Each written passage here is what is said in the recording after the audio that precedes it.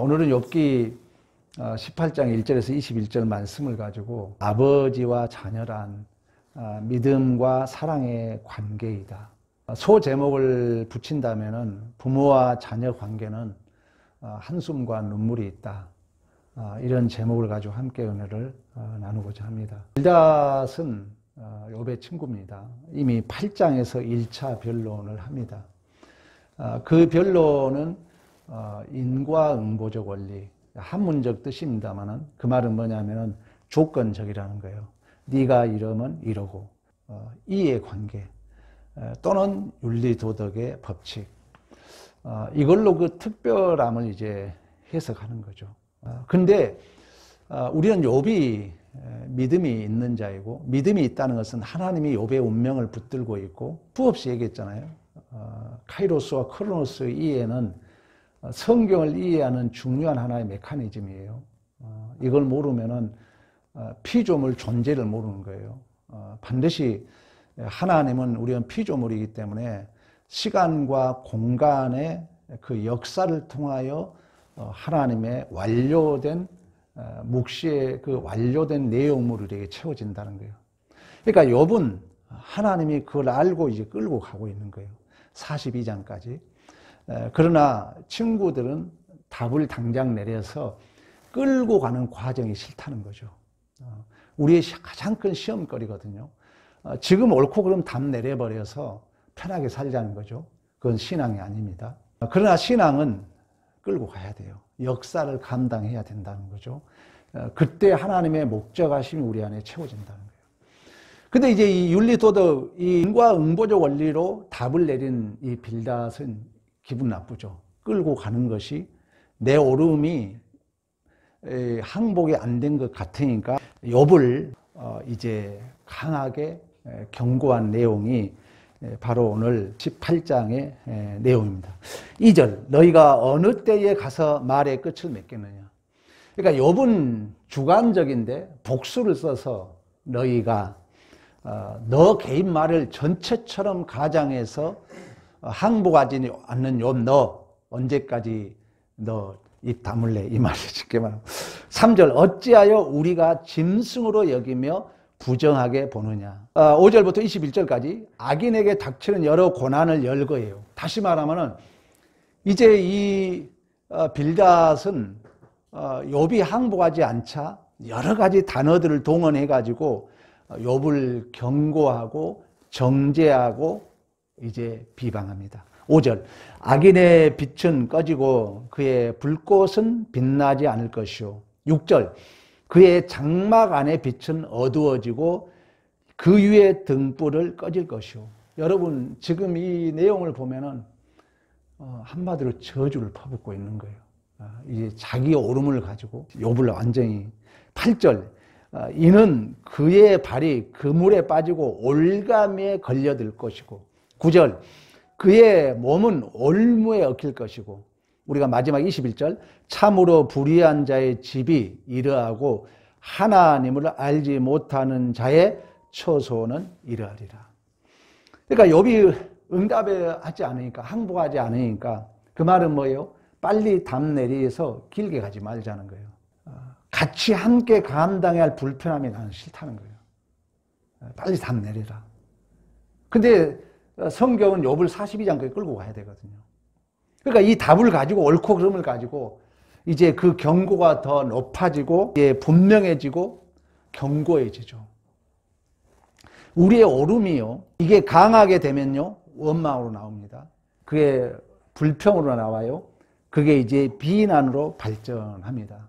우리가 15장 설교를 들으면서 선과 악은 형태, 현상, 옳고 그름의 명분에 있는 것이 아니라 지향성에 있다는 거예요. 이 지향성이 최종적으로 판명되기까지는 너는 답을 보류하라는 거예요. 왜 그러냐면 우리는 여전히 크로노스라는 역사 속에 있기 때문에 당장 우리가 어떤 답을 만든다는 건 쉽지 않습니다. 그러나 이 빌닷의 주장은 지금 당장 욥이 말을 듣지 않으므로 너 초소, 흔적, 후손도 없는 재앙을 받아 망할 것이다. 너무나도 엄청난 한마디로 비난, 저주, 심판을 하고 있는 거예요. 우리도 그렇잖아요. 내 옳음이 관철 안 되면 서서히 강도가 높아지잖아요. 조심해야 돼요. 그러다가 이제 비방으로 가죠. 이따 얘기했지만 그러다 도를 넘으면 아무것도 안 해버리죠. 가장 큰 문제예요. 이따 제가 설명하겠어요. 인본주의, 율법주의, 실존주의가 어떻게 흐른가를 제가 설명해 줄게요. 좀 이따. 자, 그러나 기독교 윤리, 여러분 기독교의 도덕의 경계에서는 기독교의 옳음은 뭐냐면은 옳고 그름에 대한 어떤 정답이 아니에요. 기독교의 옳음이라는 것은 그 사람을 옳게 만들 수 있느냐 없느냐에 있는 줄로 믿습니다. 아무리 내가 좋은 걸 가졌다 할지라도 내가 옳은 말을 해. 옳은 말을 해가지고 그 사람과 나하고 멀어지기 위한 옳은 말은 왜 하냐고요. 여러분 생각해봐.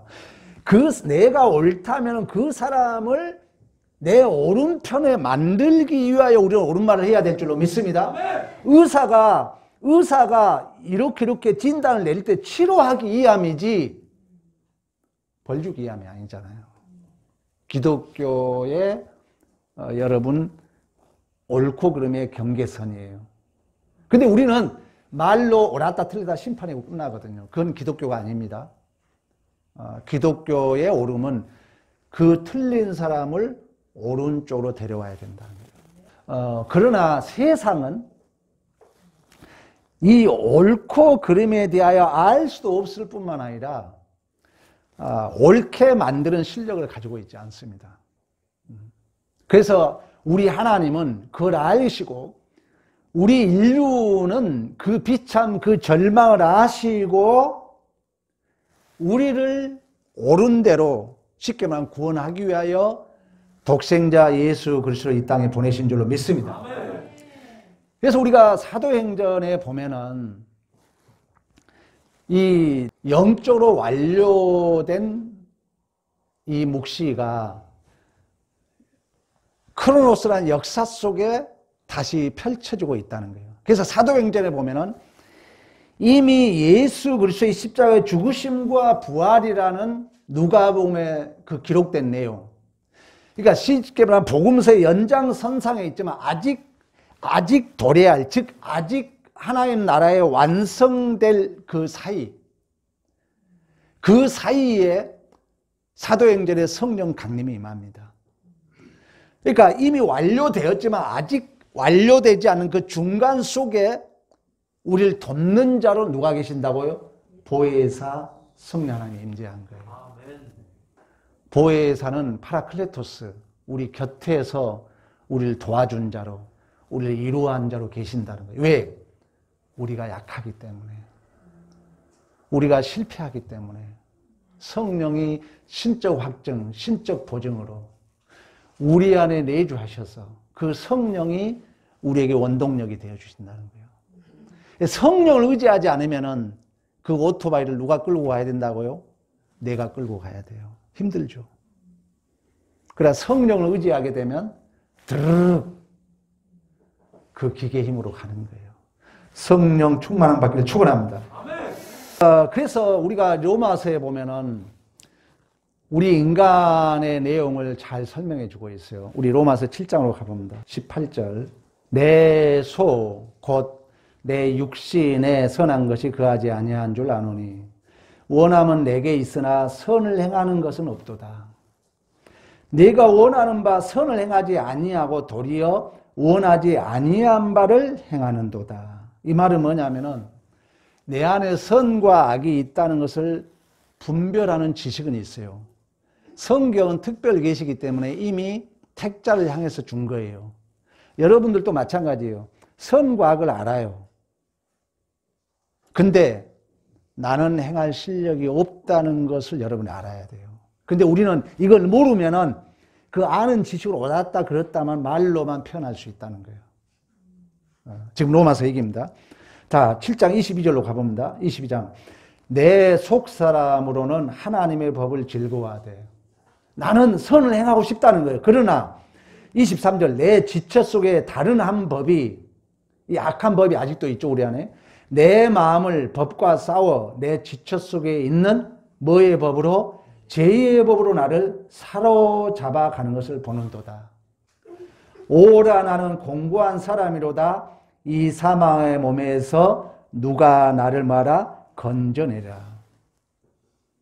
자, 우리의 존재라는 것은 실존과 현실에서 여러분들이 옳고 그름을 모르면은 탄식도 없고 고민도 갈등도 없습니다. 근데 우리는 옳고 그름을 알면서도 내가 옳음의 실력이 없는 거예요. 그래서 오라 나는 공고한 사람이로다. 누가 나를 사망의 몸에서 건져내라. 여러분들이 교회에 와서 왜 후회를 많이 하죠? 알고는 있지만 실천은 되지 않는다는 거예요. 그래서 그 과정에 이미와 아직의 이 중간 사이에 적용, 시험, 도전이 있는 거예요. 이걸 두려워하지 말라는 거예요. 거기에는 여러분 눈물이 있어요. 거기는 한숨이 있어요. 거기는 실패가 있어요. 울부짖음이 있어요. 정상이라는 것입니다. 정상이에요. 그러나 빌닷은 자기가 이해하는 똑부러진 답, 똑부러진 명확한 답으로 이미와 아직의 중간 사이에 실패와 승리와 그 적용, 도전, 시험 속에 울고 넘어지고 울부짖고 불평하고 원망하지만 그 자리를 지키는, 그게 싫다는 거죠. 똑부러진 답만 가지고 있으니까. 그래서 너는 틀렸다는 거예요. 결론적 답이. 지금 빌닷의 답은 빨리 답 내리자. 그리고 제발 편하게 살자. 근데 우리 인생이 그게 아니잖아요.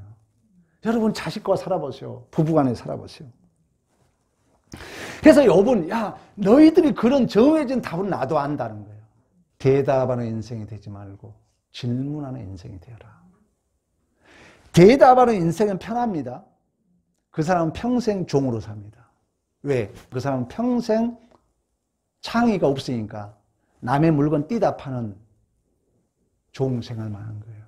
그러나 우리가 질문하고 새로운 낯설음에 대한 도전이 있는 자는 창의력이 있기 때문에 선도적인 일을 하게 된 줄로 믿습니다. 그러니까 이런 얘기하는 거예요, 욥이. 야, 나도 알아는 그런 말은.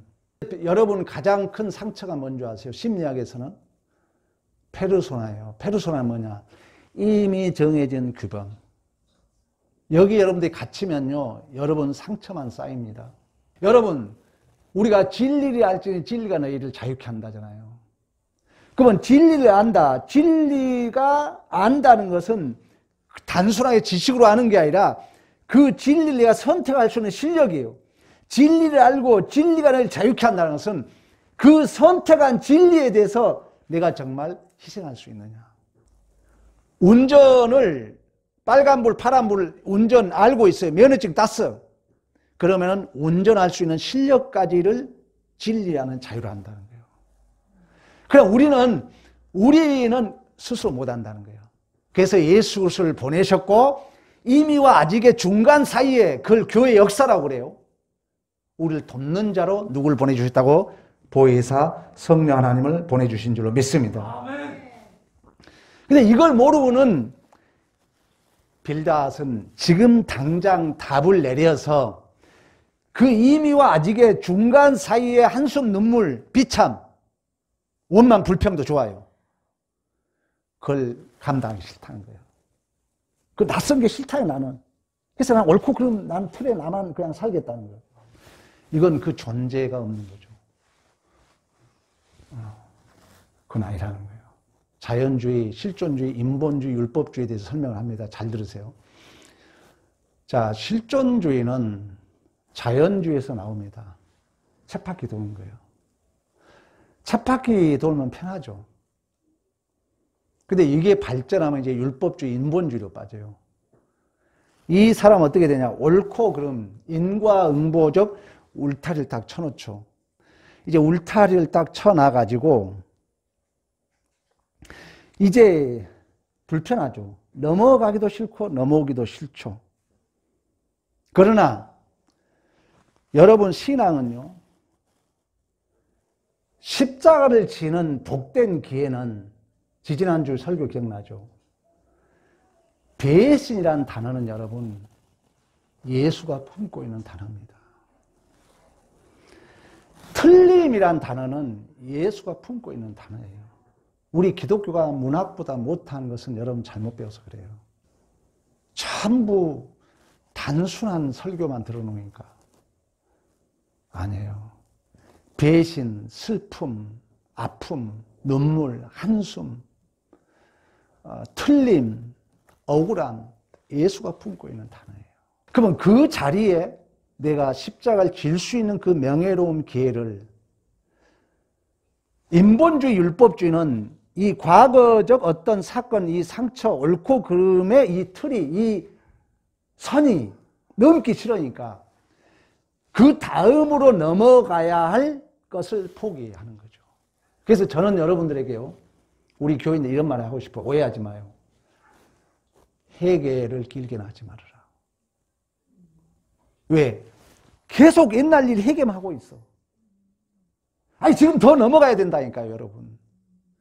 더 자빠지고 넘어지고 시험, 적용, 도전 속에 그 배신, 틀림, 억울함 속에서 예수의 십자가를 내가 져야 할 이 하나님의 영광과 찬송을 드러내야 할 그 명예로운 기회를 그 어떤 문제로 인해서 다 포기해버리죠. 인본주의라는 거예요. 율법주의라는 것입니다. 내가 페널티킥 공을 한번 실수했어. 계속 그게 내 마음에 붙잡아가지고 지금 골을 슈팅을 날려야 할 텐데 딴 사람한테 패스해버리고 자기는 안 차. 아니죠, 여러분. 그래서 저는 여러분 좀 배짱이 필요합니다. 덤벼들 수 있는 용기가 필요해요. 이제 교회 안에 실수 좋다니까요. 원망 좋아요. 이제 원망해요. 그러나 그 현장을 도망치지 말라는 거예요. 군대에 가면요, 저는 포병이 있기 때문에 70.9kg, 제가 어깨 다 망가졌잖아요. 70.9kg 하루만 수백 번 들었다 놨다. 근데 그걸 메고 100m 갔다 오라고 그래요. 악이 받쳐요. 아이씨, 막 욕하고 나 들어와요. 거짓말 하냐. 그 병장 욕해도 뭘 안 해. 인정해줘. 그러나 그걸 너 견디라는 거예요. 그래서 이제 상병이 되고 그러면 사수가 됩니다. 그러면 이제 널널한 그 누림을 누리는 거죠. 우리의 신앙의 여정인 줄로 믿습니다. 여러분, 기독교 신앙의 선을 행할 실력의 힘이라는 것은 그런 의미에서 예수 그리스도 안에서 성령의 법, 그 성령의 통치, 성령의 은혜 안에 허락된 우리가 특권입니다. 그래서 우리가 로마서 우리가 8장 1절 2절에 그렇게 연결돼요. 그러므로 이제 그리스도 예수 안에 있는 자에게 결코 뭐가 없다? 정죄함이 없나니. 이는 그리스도 예수 안에서 있는 생명의 성령의 법이 죄와 사망의 법에서 너를 해방하였음이라. 할렐루야. 아멘. 여러분, 우리 신앙에 있어서 사도행전은 교회의 존재를 얘기해요. 가장 중요한 게 뭐냐? 오순절 성령 강림이에요. 그러니까 성령을 의지할 때만이 죄를 이길 수 있습니다. 스데반이 돌에 맞아 죽어요. 그러니까 방법이 없습니다, 여러분. 성령 충만함과 술 취함이 역설적으로 기록하고 있다는 얘기는 성령의 지배를 받지 못하면 악령의 지배받을 수 있어요. 둘 중에 하나예요. 그러니까 돌에 맞아 죽는 찰나에 성경은 뭐라냐? 스데반이 성령이 충만했다 그래요. 성령이 충만할 때 돌을 던진 자가 눈에 보인 게 아니라 그 배신과 그 틀림과 억울함 속에 그 하나님의 영광과 찬송과 명예로움을 나타내기 위하여 십자가에서 온갖 수치, 멸시, 아픔, 침뱉음 다 좋아요. 그걸 감당하셨던 그 예수를 보게 된 줄로 믿습니다. 사탄은 선을 0.01%도 가질 수가 없어요. 죄의 덩어리예요. 무조건 선을 반대한 거예요, 사탄은. 무조건 반대예요. 무조건 해방나요. 무조건 잘했다 못했다면 참수하게 돼 있어요. 여러분들이 이제 판단할 수 있죠. 그 지향성을 볼 수가 있죠. 성령의 지배를 받고 있느냐 아니면 여전히 사단은 우는 사자와 같이 두루 산길 찾는 그 우는 사자와 같이 교회를 방해하고 해방 놓고 참수하고, 그러나 성령의 지배를 받으면 이 죄와 사망을 이기게 된 줄로 믿습니다. 그래서 여러분들이 어떤 옳은 말을 할 때 비인격적인 옳고 그런 율법, 규칙이 동원되지 말고 그 법칙이 인격적인 성령에 붙들리도록 우리가 노력을 해야 됩니다. 성령의 대표적인 인격은 사랑입니다. 사랑. 그래서 우리가 고린도 전서에 보면은 교회의 많은 은사들, 바울파, 게바파, 그리스도파, 아볼로파, 분파에 있고 많은 일을 하지만 다 좋다.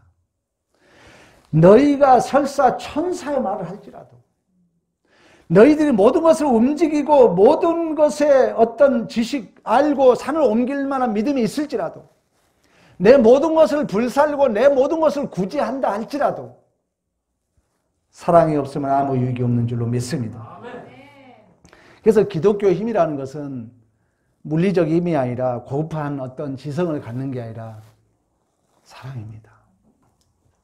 사랑보다 더 큰 힘은 없는 줄로 믿습니다. 그래서 이 사랑은 예수 그리스도 안에 십자가를 통과한 이후에 아버지와 자녀라는 인격적 관계입니다. 그래서 이 사랑은 이제 우리는 알고 있잖아요. 그러나 여전히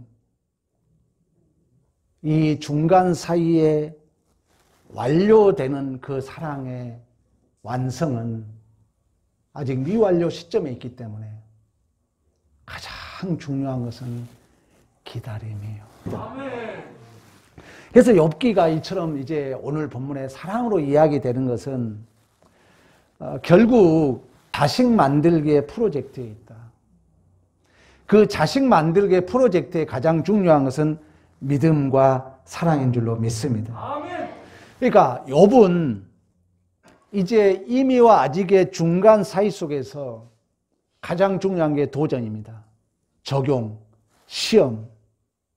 그러나 이제 그 과정 속에서 그 아버지와 아들 관계, 믿음과 사랑의 두께, 넓이, 높이, 크기가 이제 구체화돼 가는 거죠. 야곱이 약탈자라는 이름을 가지고 복을 쟁취하잖아요. 그래서 이제 광야로 도망을 가서 20년 동안 속고 속는 20년 세월을 흘러서 형하고 화해시키려고 모든 걸 보냅니다. 그리고 약봉 나루테 홀로 남아요. 하나님이 자기 자신을 의지에 또 한두 배를 칩니다. 그리고 무릇 이제 날이 있어서 동이 틀 쯤에 야곱은 아직도 하나님 복 달라고 졸라대요. 그때 하나님이 야곱아, 야, 너 이름이 뭐냐 물어요. 그때 야곱이 예, 나는 야곱입니다. 그때 하나님이 뭐라 하냐면 아니야. 너를 다시 야곱이라 부르지 않고 이스라엘이라 부르리라. 그러면서 뭐라 하냐면은 그 이스라엘의 그 뜻은 뭐냐? 너는 하나님에게 이긴 자라는 거예요.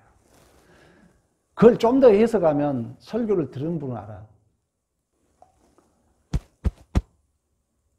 여러분 중에 여러분을 이길 자는 누구밖에 없는 줄 아세요? 아버지를 이길 자는 누구밖에 없을까? 아들이라는 거예요. 너는 너 스스로 복을 쟁취한 게 아니라 너는 내 아들이야. 너는 나에게 이긴 자야. 아버지만이 자식에게 질 수 있는 거죠. 그 역설은 너는 내 아들이라는 거예요. 너는 너 이름을 다시 야곱으로 부르지 않는다는 것은 너를 이스라엘로 부른다면서 해석을 해주잖아요. 너는 하나님에게 이기는 자야. 그 말에 더 풀이는 너는 아버지를 이길 수 있는 내 아들이야. 그러니까 그 아들에게 질 수 있는 아버지, 그 아버지는 그 모든 것을 아들을 위하여 희생하고 헌신하고 줄 수 있는 줄로 믿습니다. 아멘. 여러분 이걸 알고는 있지만 나는 아버지 입장에서 내 자식을 사랑해야 되고 모든 걸 줘야 되지만 안 되잖아요.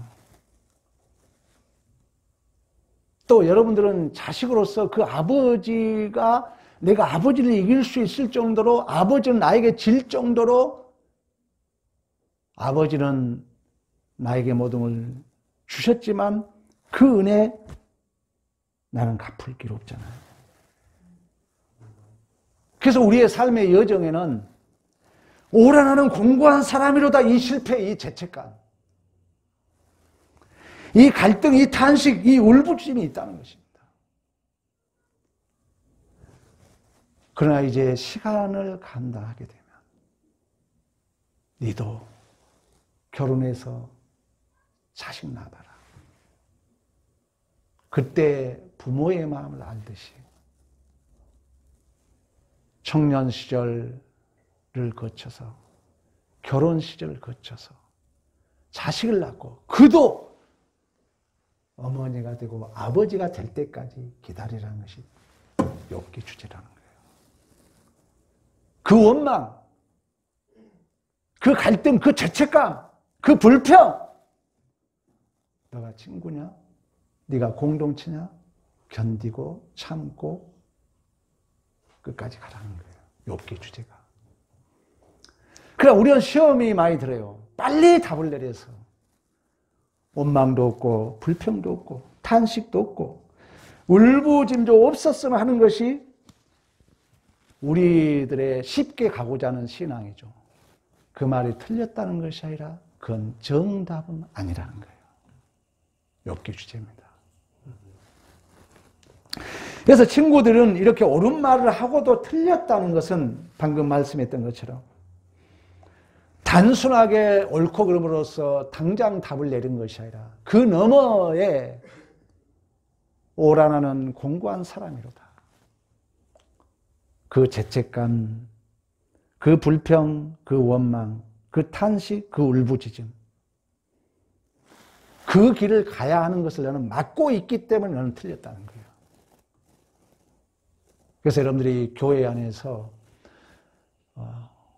누구의 원망 소리도 우리는 이제는 설교대로 그래요 하고 우리가 같이 감당해 주는 거예요. 그쪽 편을 들라는 게 아니에요. 감당해 주는 거지. 그쪽 편을 들어서 휩쓸리란 게 아니에요. 감당하라는 거예요. 그리고 여러분들은 그 길을 가야 돼요. 그래서 이제 욥기가 장장 42장에 가면은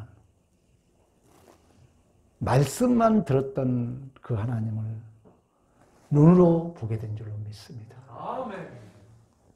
완료된 이 하나님의 약속이 역사 속에 오라란 공고한 사람이로다. 누가 이 사망에서 나를 건져내라. 이 죄책감, 이 절망, 이 한숨, 이 비참, 이 울부짖음을 통해서 말로만 들었던 그 하나님이 직접 눈으로 보게 되는 거죠. 그건 여러분 진실로 사랑을 하려면요 아픔이 있어야 돼요. 눈물이 있어야 돼요. 저도 가장 아팠던 기억이 있는데 그때 유일하게 청소년 시절에 개척해가지고 용돈 한번 주지 못했던 내 아버지가 나를 위해서 울었다는 거죠. 그리고 나는 그 사건 속에 아버지도 아들을 향한 눈물을 보았고 보여줬고, 아들은 그 자신을 향한 눈물을 보았고, 아버지는 그 자식의 눈물을 보면서 그 시간 그 장소를 감당한 만큼 멋진, 진정한 천륜이라는 멋진 저는 추억으로 간직하고 있습니다. 여러분이 부부관계든 부자관계든 사회생활이든 교회생활이든 내 뜻대로 되지 않는 그 불평, 원망, 절망, 비참, 실패, 울부짖음, 죄책감, 그 모든 것들은 결코 나에게 손해가 아니라는 거예요. 단 현실을 외면하지는 말아라. 감당해라. 중요한 욥기의 주제입니다. 반드시 감당하고 나면은 감당한 만큼 그 열매는 여러분에게 맺습니다. 자, 찾아보고 마치겠습니다. 욥기 마지막 장으로 갑니다. 욥기 42장 15절 합독합니다. 시작. 모든 땅에서 욥의 딸들처럼 아리따운 여자가 없었더라. 거기까지만. 성경에 그래서 목사가 필요해요. 이렇게 감당했던 욥의 결론은 왜 아들이 있는데 딸 얘기하겠어요? 제가 그랬잖아요. 하나의 메커니즘이에요. 딸은 교회를 상징해요. 가장 아름다운 딸들이었더라. 그 울부짖은 그 원망, 불평, 그 긴긴 세월을 감당하고 났더니 그 감당했던 교회는 참으로 아름다웠더라. 이렇게 욥기가 기결되고 있다는 것입니다. 분명 저는 압니다. 여러분의 운명 존재가 저는 보입니다. 잘 감당하세요. 착실히 감당하고 나면 진실로 돈으로 만들 수 없는 그 풍성함이 감당한 만큼 그 열매는 나에게 맺힌다는 이 사실, 이 믿음을 가지고 의인 오직 믿음으로 말미암아 살리려 함과 같으로 말씀하셨던 무화과나무에 소치 없고 외양간에 소가 없는 그 현실을 묵묵히 감당하는 믿음의 승리가 있기를 간절히 축원합니다.